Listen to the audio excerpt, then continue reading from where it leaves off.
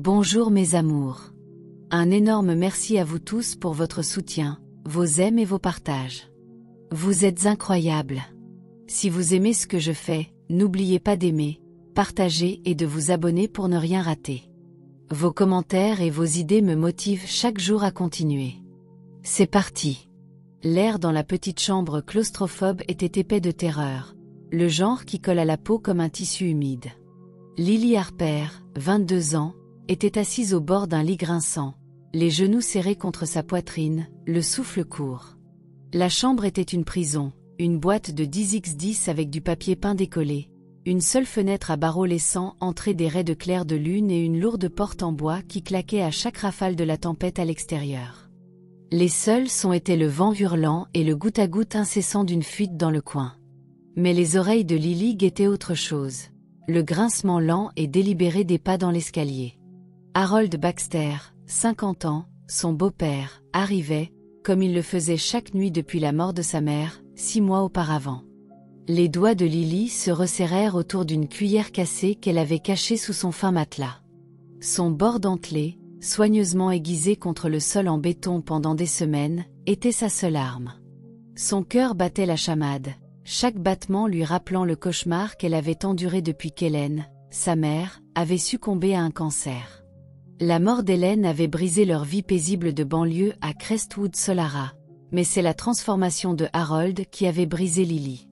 Le beau-père autrefois attentionné, qui lui apportait des glaces et lui apprenait à faire du vélo, s'était décomposé en quelque chose de monstrueux. Le chagrin, ou peut-être quelque chose de plus sombre, l'avait tordu, et ses yeux s'attardaient maintenant sur Lily avec une faim qui lui donnait la chair de poule. Un flashback la traversa alors qu'elle était assise, figée. 6 mois plus tôt, elle se tenait au chevet d'Hélène à l'hôpital, tenant la main frêle de sa mère. « Prends soin de Harold », avait chuchoté Hélène, sa voix à peine audible. « Il aura besoin de toi. » Lily avait hoché la tête, les larmes coulant, sans se rendre compte du poids que ces mots allaient porter. Au début, le chagrin de Harold semblait normal, de longs silences, des bouteilles de whisky vides. Mais ensuite vinrent les attouchements, une main s'attardant trop longtemps sur son épaule, un frôlement contre son bras dans la cuisine. Au 3e mois, il l'enferma dans cette chambre, prétendant que c'était pour sa sécurité. La première nuit où il entra, son haleine aigre d'alcool, Lily apprit ce que la sécurité signifiait pour lui. Elle s'était battue, avait crié, mais la maison était trop éloignée des voisins et sa voix avait été étouffée par les murs. Maintenant, les pas devenaient plus forts, chacun d'eux un marteau contre sa détermination. La prise de Lily sur la cuillère se resserra, ses jointures blanchissant. Elle avait planifié cela depuis des jours, répétant chaque mouvement dans sa tête. La cuillère n'était pas grand-chose, mais c'était suffisant pour le distraire, pour gagner quelques secondes pour agir. Ses yeux se tournèrent vers la serrure rouillée de la porte. Elle avait remarqué qu'elle bougeait quand il tournait la clé. Si elle pouvait juste passer devant lui, elle pourrait peut-être forcer la porte à s'ouvrir. La poignée de la porte cliqueta. Le souffle de Lily se coupa. La serrure cliqua et la porte grinça, révélant la silhouette de Harold dans la faible lumière du couloir. C'était une figure imposante, sa barbe autrefois soignée maintenant sauvage, ses yeux brillants d'un mélange de rage et de désir. Il portait une chemise en flanelle tachée, les manches retroussées, et ses lourdes bottes résonnaient contre le plancher.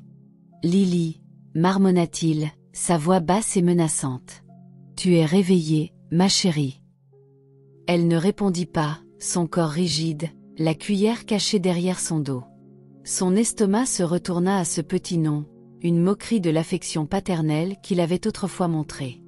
Elle força sa voix à rester stable.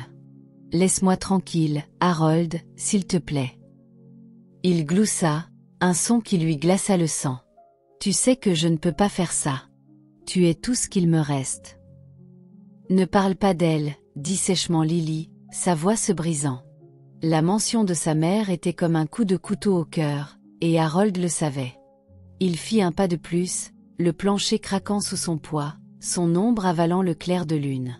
« Ne me parle pas sur ce ton, » grogna-t-il, sa main tressaillant comme si elle le démangeait de l'attraper. « Tu me dois, Lily. » Après tout ce que j'ai fait pour toi et ta maman, dit-il. L'esprit de Lily s'emballa. Elle devait agir maintenant, avant qu'il ne s'approche trop.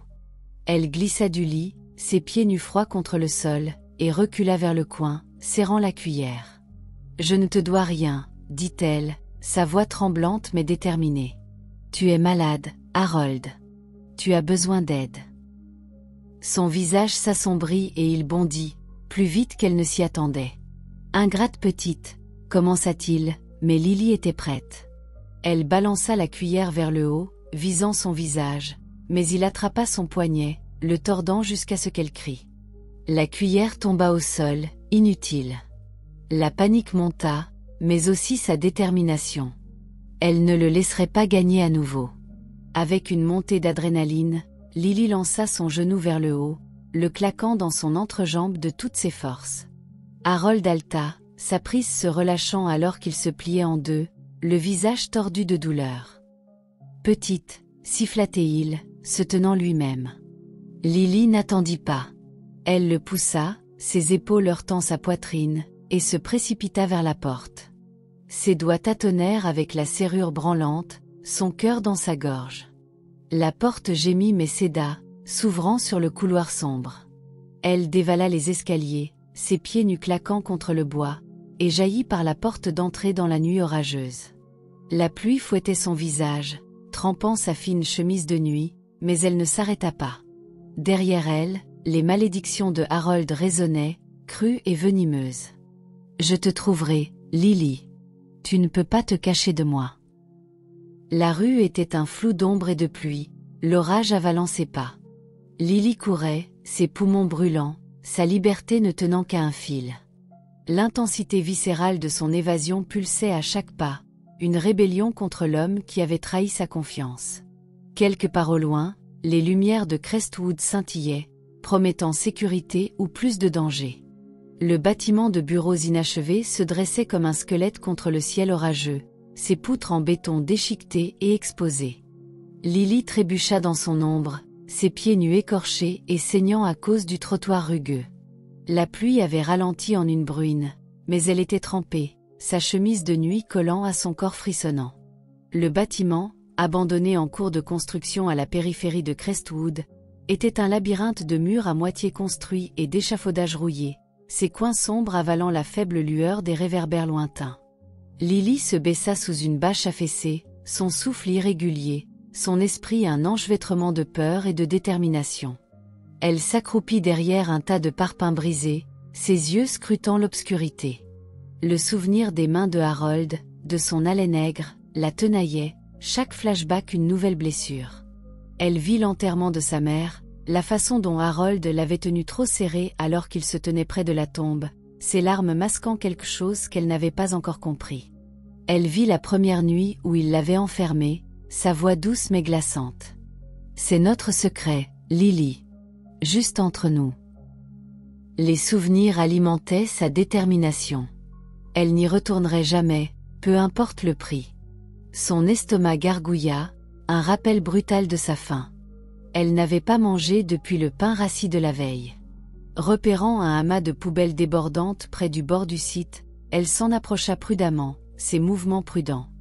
L'air sentait la pourriture et le béton humide. Elle fouilla dans les poubelles, trouvant une pomme à moitié mangée et un sandwich détrempé qu'elle força à avaler malgré la bile qui montait dans sa gorge. La survie n'était pas jolie, mais c'était tout ce qu'elle avait. De retour dans le bâtiment, elle trouva un coin sec sous une dalle inclinée, se recroquevillant avec les genoux contre la poitrine. L'orage s'était calmé, mais le silence était pire. Il amplifiait chaque son. Un léger bruissement vint de plus profond dans la structure, comme du tissu frottant contre la pierre. Lily se figea, son pouce emballant. Était-ce le vent, un animal errant ou quelque chose, quelqu'un d'autre? Elle tendit l'oreille, entendant un léger tapotement rythmique, presque comme des pas. Son esprit imagina Harold, son visage tordu de rage, ou pire, un prédateur inconnu attiré par sa vulnérabilité. « Qui est là ?» chuchota-t-elle, sa voix à peine audible, plus pour se rassurer elle-même que pour exiger des réponses. Pas de réponse, mais le tapotement cessa, remplacé par un faible bourdonnement sinistre, comme quelqu'un respirant trop près. Elle serra un parpaing détaché, son poids un maigre réconfort. « Je n'ai pas peur, mentit-elle, plus fort cette fois. Montre-toi. » Le bourdonnement s'estompa, ne laissant que le goutte à goutte de l'eau et son propre souffle irrégulier. Peut-être qu'elle l'avait imaginé, ses nerfs à vif, mais le malaise persistait. Les ombres du bâtiment semblaient se déplacer et pulser. Elle ne pouvait pas rester ici longtemps. Ce n'était pas sûr, pas avec Harold dehors, à sa recherche. Pendant ce temps, de l'autre côté de Crestwood, Harold était assis dans son salon sombre, une poche de glace pressée contre son entrejambe, son visage un masque de douleur et de fureur. La maison était un désordre de chaises renversées et de verres brisés d'une bouteille qu'il avait jetée. Il avait passé la matinée à charmer les voisins, racontant une histoire sur la dépression nerveuse de Lily pour expliquer son absence. « Elle est perturbée, la pauvre », avait-il dit à Madame Carter, la voisine, sa voix dégoulinant de préoccupation. « Elle s'est enfuie la nuit dernière. Je suis inquiet. » Madame Carter avait gloussé avec sympathie, promettant de garder un œil ouvert. Le charme de Harold était son arme, mais sa patience s'amenuisait. Il se leva en grimaçant et attrapa son téléphone. « Je te trouverai, Lily, » marmonna-t-il, sa voix basse et venimeuse. « Tu ne peux pas courir éternellement. » Il composa le numéro, ses doigts tremblants. « Victor, c'est moi, » dit-il quand l'appel aboutit. « J'ai besoin de ton aide. Ma belle-fille a disparu. Je la veux de retour. » À l'autre bout du fil, la voix graveleuse de Victor Slade répondit. « Disparu, hein? Ça va te coûter, Baxter. » Harold ne tressaillit même pas. Il paierait n'importe quoi pour ramener Lily sous son contrôle. Dans les ruines, Lily se blottit plus fort, la brique toujours dans sa main. Les bruits étranges avaient cessé, mais le bâtiment semblait vivant, ses ombres chuchotant des dangers qu'elle ne pouvait pas nommer. Son instinct de survie brûlait fort. Elle fouillerait à nouveau à l'aube, puis avancerait quelque part où Harold ne pourrait pas l'atteindre. Mais pour l'instant, elle était seule, hantée par son passé et l'inconnu effrayant rôdant dans l'obscurité. La question la taraudait. Était-elle vraiment seule, ou quelque chose attendait-il dans les ombres? Les rues du centre-ville de Crestwood bourdonnaient de vie, une symphonie chaotique de klaxons de voitures, de vendeurs de rue vantant du maïs grillé et du bavardage des acheteurs se faufilant à travers le marché en plein air. Le soleil tapait fort, sa chaleur impitoyable cuisant le trottoir fissuré. Lily Harper, 22 ans, titubait à travers la foule, ses pieds nus à vif et couverts d'ampoules, sa chemise de nuit trempée maintenant sèche mais tachée de saleté. L'épuisement l'accablait, chaque pas étant une bataille contre la faim et la peur. Son estomac se nouait. Elle n'avait rien mangé de substantiel depuis les restes récupérés dans le bâtiment abandonné la nuit précédente. Ses yeux, ombragés par le traumatisme, dardaient nerveusement, scrutant Harold Baxter, 50 ans, son beau-père, dont les malédictions résonnaient encore dans son esprit après son évasion à minuit. Lily essaya de se fondre dans la foule, gardant la tête basse, ses cheveux emmêlés tombant sur son visage. Le marché était un kaléidoscope de couleurs, tissus vifs, piles de mangue, paniers d'épices, mais pour elle, c'était flou. Ses jambes tremblaient et le vertige s'installait, le monde basculant. Elle chancela vers un stand de nourriture où un vendeur retournait des brochettes fumantes. L'arôme fumé était une torture pour son estomac vide. Sa vision se brouilla, et avant qu'elle ne puisse se rattraper, elle s'effondra sur le sol poussiéreux, ses genoux flanchants. Quelques passants lui jetèrent un coup d'œil mais continuèrent leur chemin, réticents à s'impliquer. À proximité, James Colton, 25 ans, et Miles Reed, 25 ans, se tenaient près d'un stand de fruits, marchandant un sac d'oranges. Ils étaient à Crestwood pour un projet universitaire, étudiant le développement urbain dans les villes en croissance de Solara. James, avec son sourire facile et ses cheveux bruns ébouriffés, irradiait la chaleur, bien que ses yeux verts perçants ne manquent rien. Miles, maigre et vif d'esprit, faisait une blague sur les prix du vendeur quand le regard de James se posa sur Lily, recroquevillée près du stand, son visage pâle et ses yeux hantés l'arrêtant net, éveillant quelque chose de protecteur en lui. Attends, Miles, dit James, laissant tomber les oranges dans le panier. Elle n'a pas l'air d'aller bien. Miles fronça les sourcils, suivant son regard. La fille? Elle est probablement juste ivre ou quelque chose comme ça. On a du travail à faire, mec. James secoua la tête, déjà en mouvement vers elle. Elle n'est pas ivre. Regarde-la. Elle a des ennuis. Il s'accroupit à côté de Lily, sa voix douce. Et, ça va? Tu m'entends? Lily remua, ses yeux papillonnants, la panique traversant son visage alors qu'elle voyait un étranger penché sur elle. Elle recula en rampant, ses mains éraflant le sol. Ne me touche pas, râla-t-elle, sa voix rauque de soif. James leva les mains, paume vers l'extérieur. W.O., je ne vais pas te faire de mal. Je veux juste t'aider. On dirait que tu en as besoin. La poitrine de Lily se souleva, ses instincts lui criant de courir, mais son corps la trahit, trop faible pour aller loin. Elle étudia James, ses yeux gentils, ses baskets usées, l'inquiétude gravée sur son visage. Il ne ressemblait pas à Harold, mais la confiance était un luxe qu'elle ne pouvait pas se permettre. Pourtant, la faim tenaillante et le martèlement dans sa tête ne lui laissaient guère le choix. Miles s'approcha nonchalamment, les mains dans les poches, son scepticisme évident. « James, on ne connaît pas son histoire. Ça pourrait être des ennuis. Tu es sûr de ça? » « Je suis sûr, » dit fermement James, sans quitter Lily des yeux. Il sortit une bouteille d'eau de son sac à dos et la tendit. « Tiens, bois ça. Elle est scellée, promis. » Lily hésita, puis arracha la bouteille, ses mains tremblant alors qu'elle la dévissait. L'eau était fraîche, apaisant sa gorge desséchée, et elle but avidement, une partie se renversant sur son menton. James regarda, son cœur se serrant à sa détresse. Il fouilla à nouveau dans son sac, sortant un sandwich emballé, reste de leur déjeuner.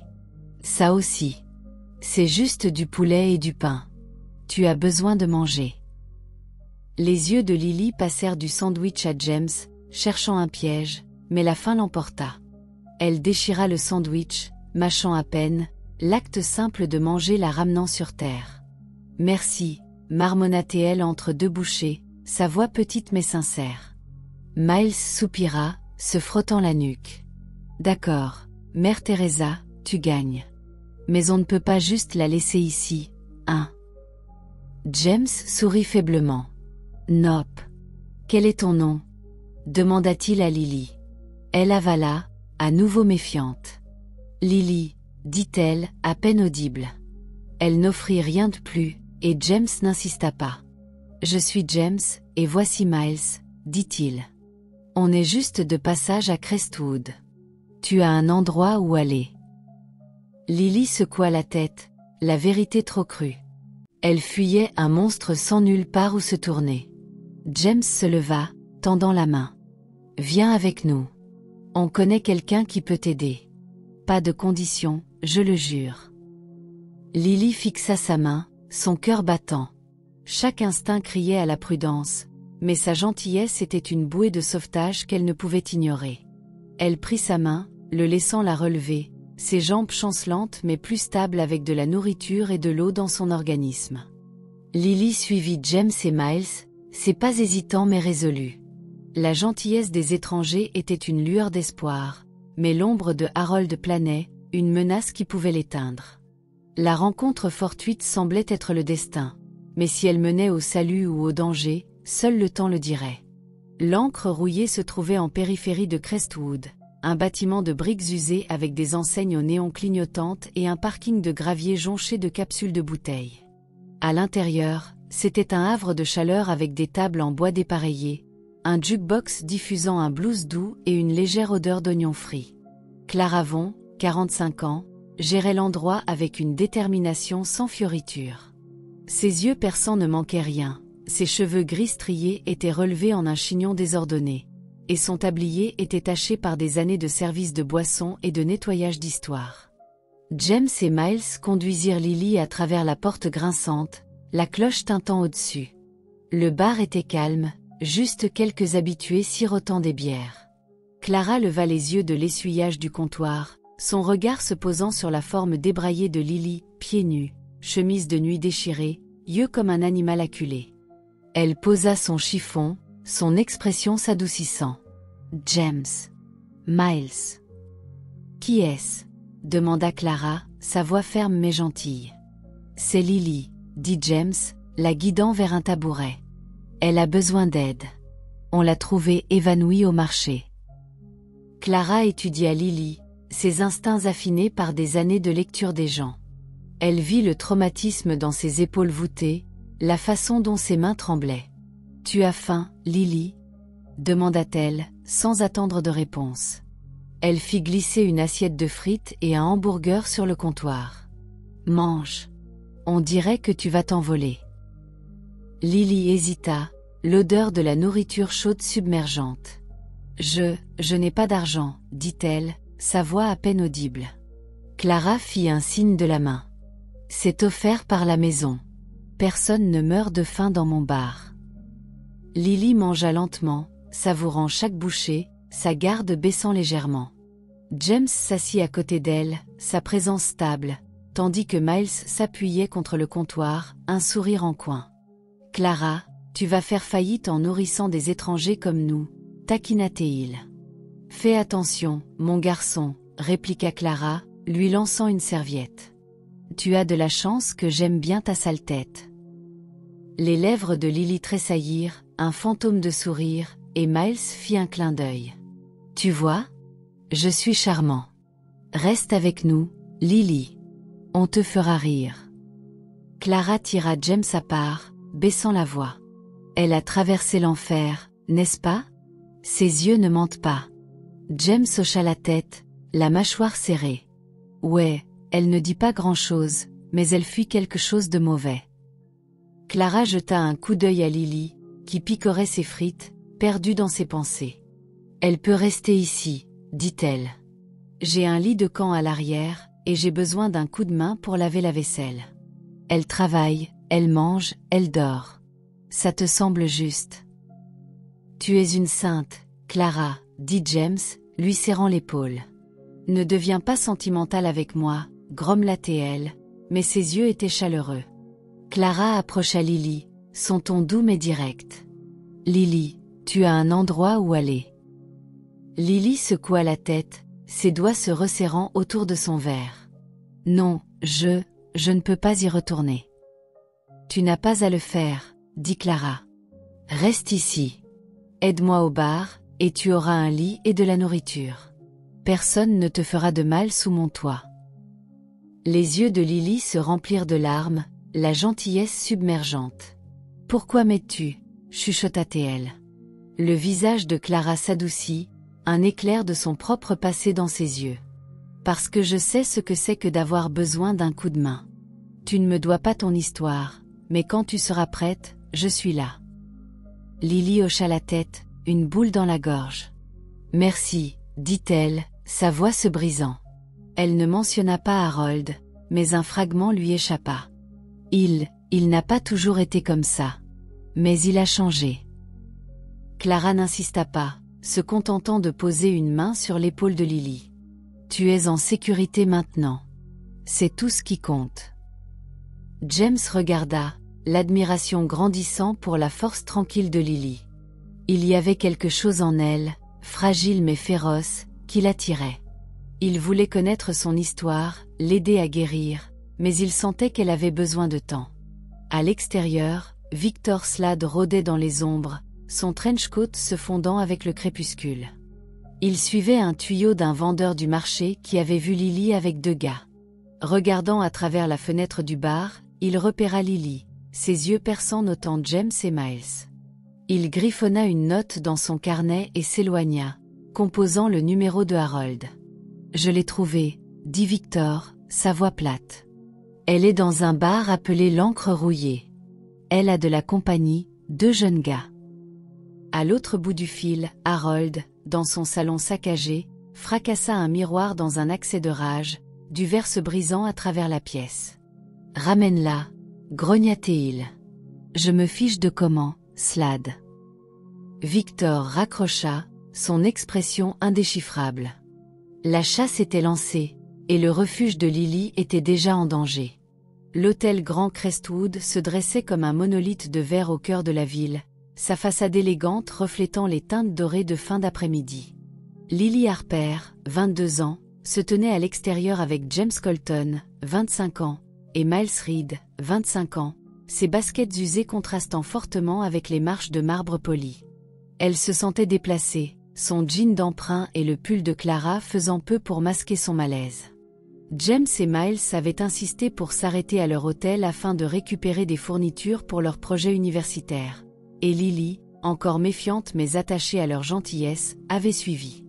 La rue animée autour d'eux bourdonnait de taxis et de piétons, mais les nerfs de Lily étaient à vif, ses yeux scrutant tout signe de Harold Baxter, 50 ans, son beau-père prédateur. James expliquait leur projet, une étude sur la croissance urbaine de Crestwood, quand soudain un tourbillon de flashs d'appareils photo éclata. Un trio de paparazzi, appareils photo autour du cou, se précipita d'une camionnette garée, criant « James Colulton, par ici. Souris pour nous ». Lily se figea, la confusion l'envahissant alors que les appareils photo cliquetaient furieusement. James grimaça, son sourire facile disparaissant alors qu'il levait une main pour se protéger les yeux. « Dégagez !» lança Miles, s'interposant devant James, mais les photographes continuèrent à mitrailler, leurs objectifs zoomant. « Qu'est-ce qui se passe ?» demanda Lily, sa voix aiguë d'alarme.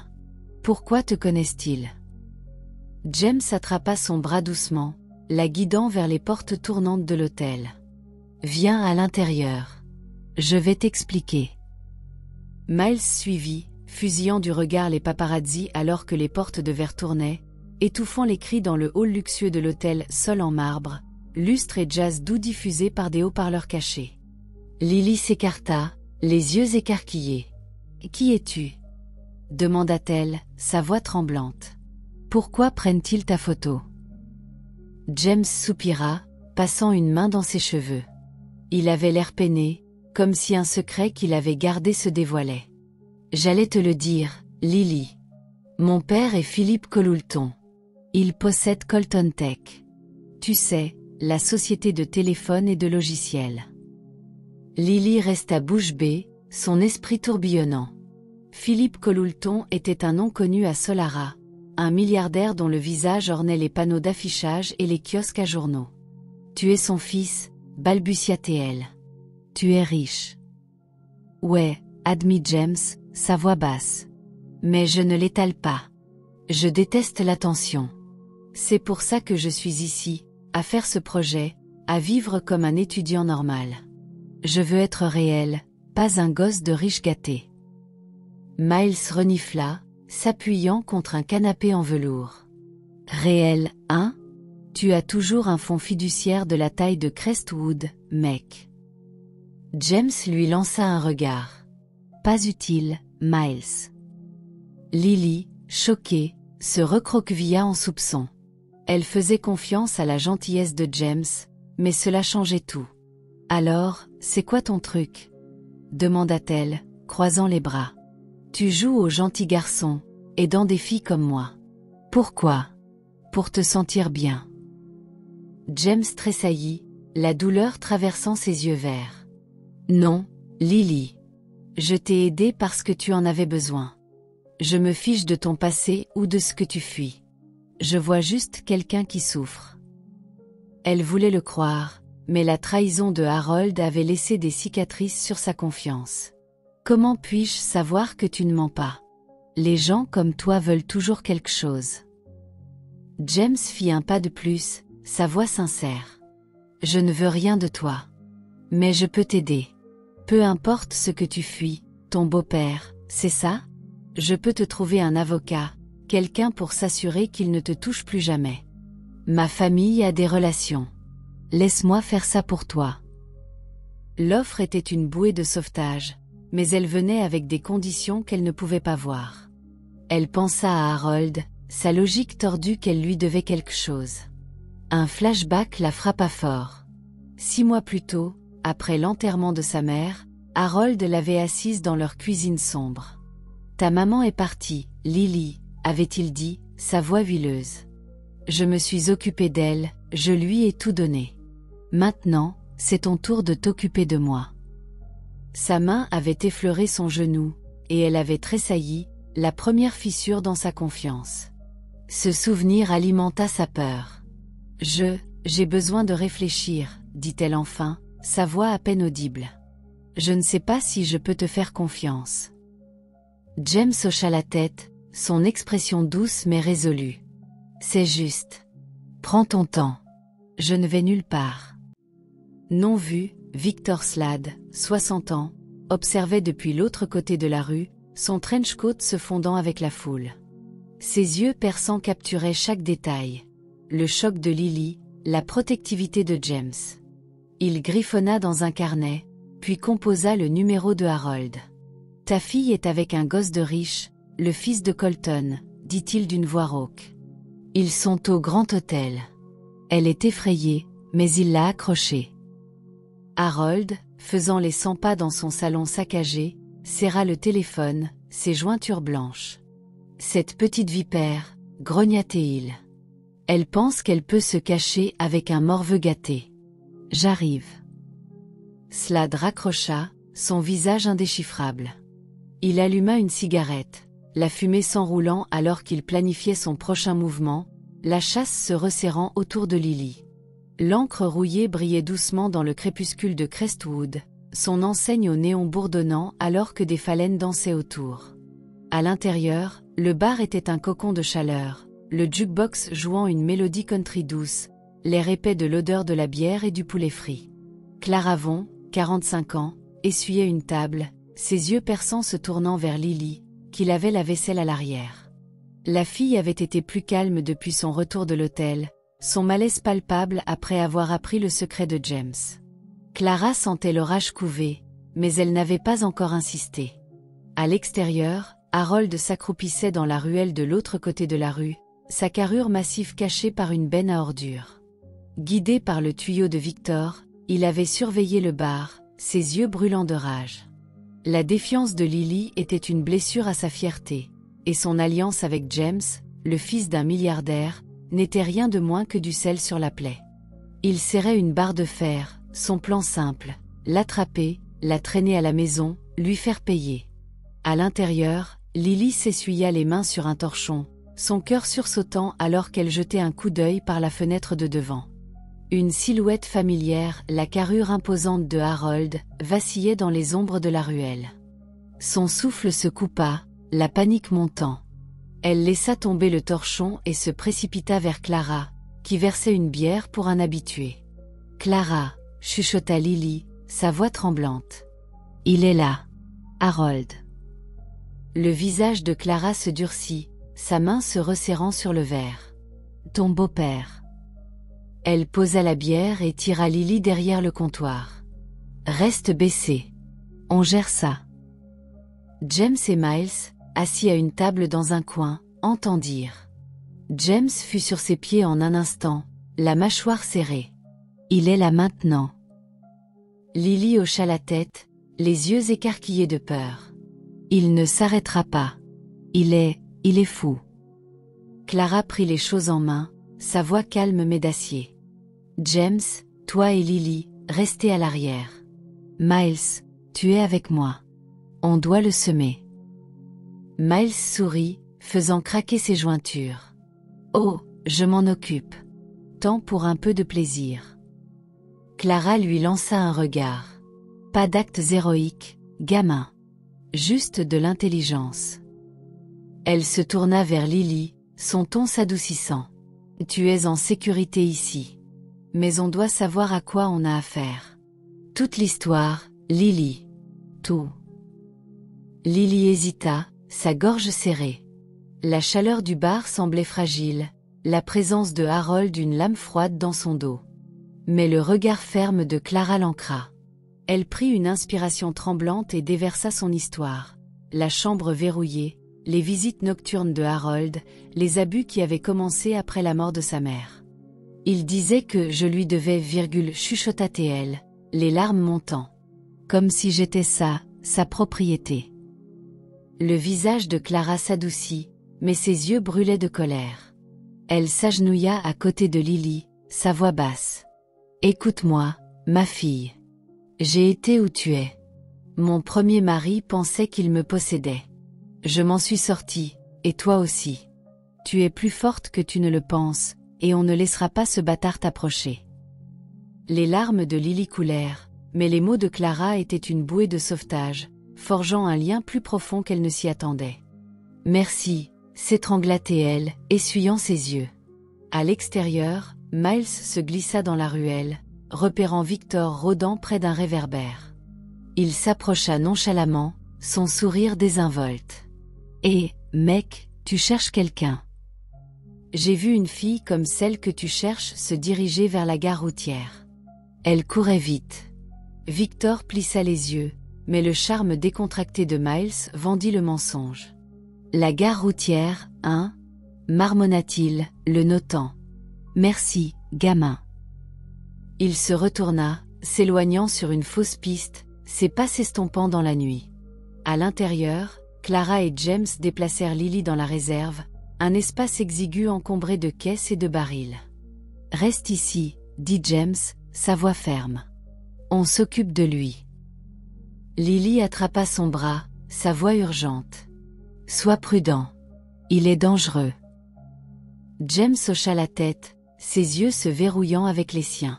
« J'ai ton dos, Lily.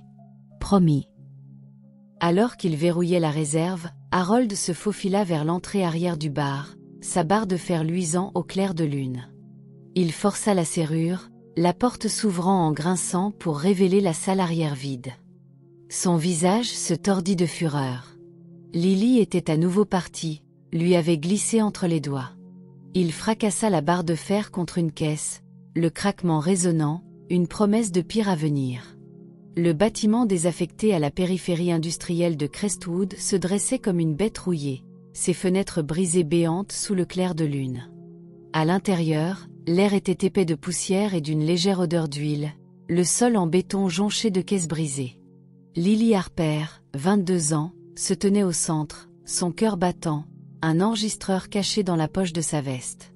Harold Baxter, 50 ans, l'avait attiré ici avec une menace vicieuse. Il accuserait Clara Vaughn, 45 ans, de trafic de drogue si Lily ne se montrait pas seule. Mais elle n'était pas seule. James Colulton, 25 ans, et Miles Reed, 25 ans, se cachaient derrière un tas de palettes, prêts à intervenir, tandis que la police, alertée par Miles, attendait à l'extérieur. Le courage de Lily était alimenté par des mois de portes verrouillées et d'horreurs de minuit, sa détermination à enregistrer la confession de Harold et à mettre fin à son emprise sur sa vie. Les ombres du bâtiment semblaient pulser avec sa peur, mais elle se tenait droite, ses yeux fixés sur l'entrée. Harold entra, sa silhouette imposante se découpant contre le clair de lune, un rictus tordant son visage barbu. Sa chemise en flanelle était froissée, ses yeux sauvages de rage et d'obsession. « Tu es venu, » ricana-t-il, sa voix résonnant. « Je savais que tu ne pourrais pas courir éternellement, Lily. » Elle força sa voix à rester stable. « Je suis là, Harold. Qu'est-ce que tu veux ?» Il rit, un son froid et guttural. « Ce que j'ai toujours voulu.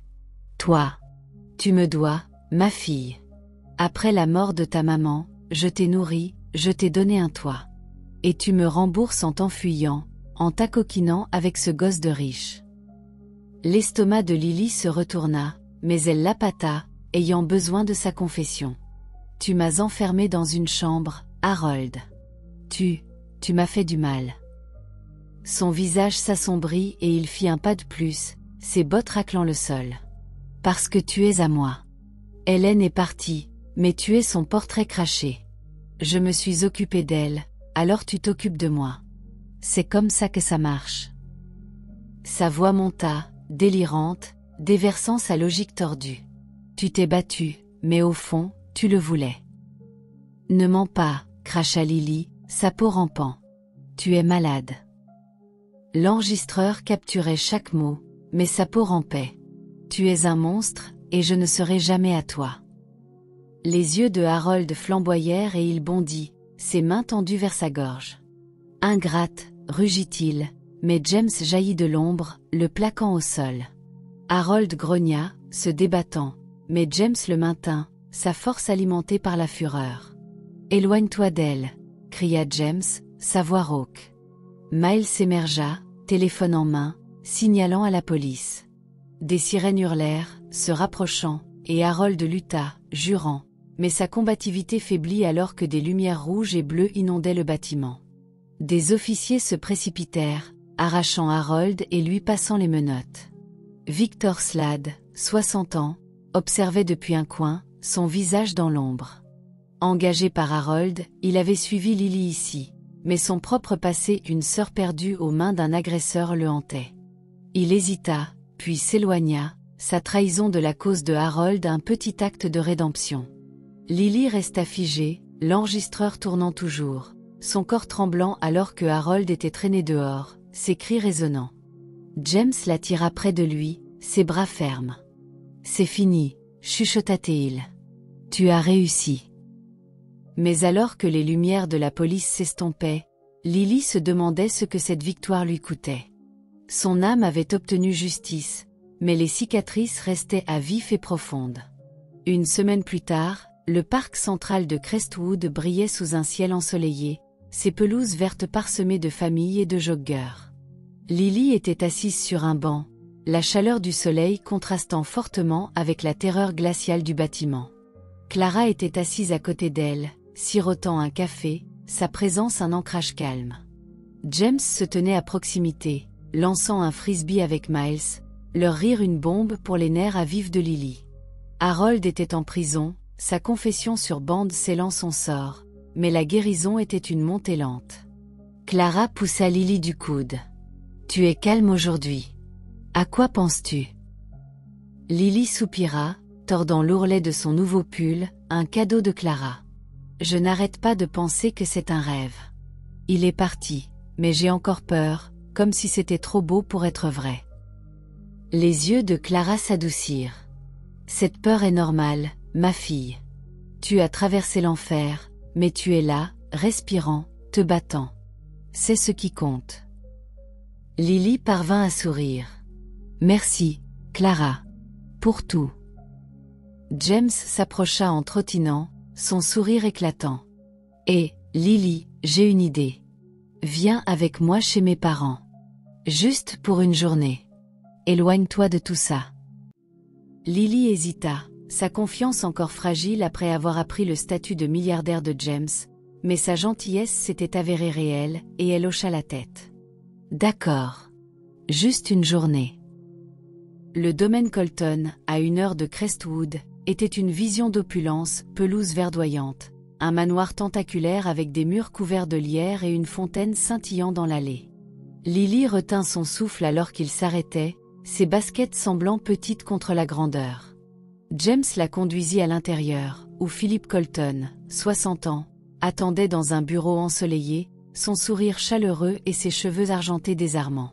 « Lily, c'est un honneur, » dit-il, lui serrant la main.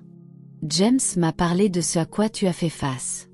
Ton courage est remarquable. » Lily rougit, peu habituée aux éloges. « J'ai juste fait ce que je devais faire. » Les yeux de Philippe scintillèrent. « Et c'est pourquoi je t'offre une bourse.